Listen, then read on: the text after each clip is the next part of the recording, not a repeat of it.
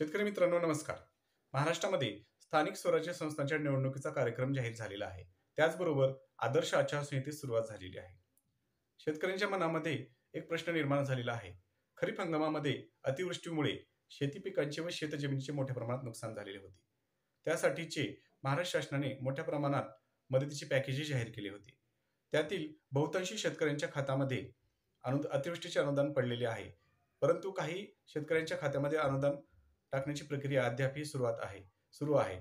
त्याचबरोबर रब्बी हंगामात जे प्रोत्साहनपर हेक्टरी 10,000 रुपये अनुदान देण्याचे शासनाने जाहीर केली होती, तीही प्रक्रिया आतापर्यंत सुरू आहे. त्याबाबत शेतकऱ्यांना शंका निर्माण झालेली आहे की आदर्श आचारसंहिता सुरुवात झाल्यामुळे आपल्या खात्यात अतिवृष्टीचे अनुदान पडेल किंवा नाही. त्याबाबत माननीय निवडणूक आयोगाने काय सांगितलेलं आहे ते पाहूया. हा निवडणूक कार्यक्रम जाहीर झाल्यापासून संबंधित नगरपरिषद नगरपंचायतीच्या कार्यक्षेत्रामध्ये आचारसंहिता लागू करण्यात आलेली आहे आणि ही आचारसंहिता जरी नगरपरिषद नगरपंचायतीच्या कार्यक्षेत्रात जरी लागू असेल तरी अन्य ठिकाणी देखील काही कार्यक्रम किंवा काही निर्णय झाले आणि ते नगरपरिषद नगरपंचायतीच्या मतदारांवर परिणाम करत असतील तर त्याला सुद्धा आचारसंहिता त्याला लागू होईल. मात्र नैसर्गिक आपत्तीबाबत काही उपाययोजना किंवा मदत द्यायची असेल त्याला आचारसंहितेची आडकाठी राहणार नाही, तर त्याला सुद्धा आचारसंहिता त्याला लागू होईल. मात्र नैसर्गिक आपत्तीबाबत काही उपाययोजना किंवा मदत द्यायची असेल त्याला आचारसंहितेची आडकाठी राहणार नाही.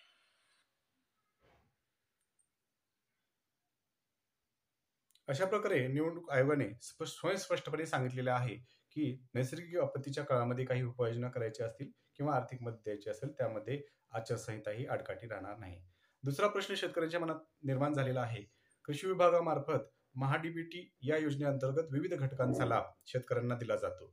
आचारसंहिता लागू होण्यापूर्वी या महाडीबीटी योजनेअंतर्गत विविध घटकांच्या योजनेसाठी शेतकऱ्यांना निवड झालेली आहे असा मेसेज यापूर्वी गेलेला आहे. त्याबाबत शेतकऱ्यांना शंका उपस्थित झालेली आहे की आचारसंहितेच्या काळात या विविध योजनेसाठी आम्हाला पूर्वसंमती मिळेल का व पूर्वसंमती मिळाली तर अनुदान पडेल का, पुढील प्रक्रिया पूर्ण झाल्यानंतर अनुदान पडेल का, याबाबत महाराष्ट्राच्या कृषी विभागाच्या माननीय आयुक्त यांनी राज्यातील सर्व माननीय विभागीय कृषी सहसंचालक व राज्यातील सर्व माननीय जिल्हा अधीक्षक कृषी अधिकारी यांना स्पष्टपणे एक पत्र पाठवलेले आहे. ते कोणते पत्र आहे आपण ते पाहूया.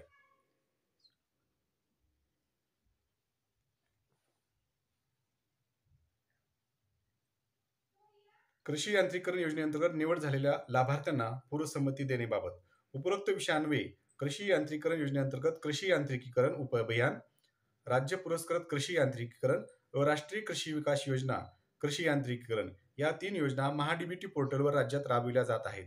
सदर योजनेतून सन 2025-26 मध्ये लाभार्थ्यांची प्रथम अर्ज प्रथम प्राधान्य या पद्धतीने निवड करण्यात आलेली आहे.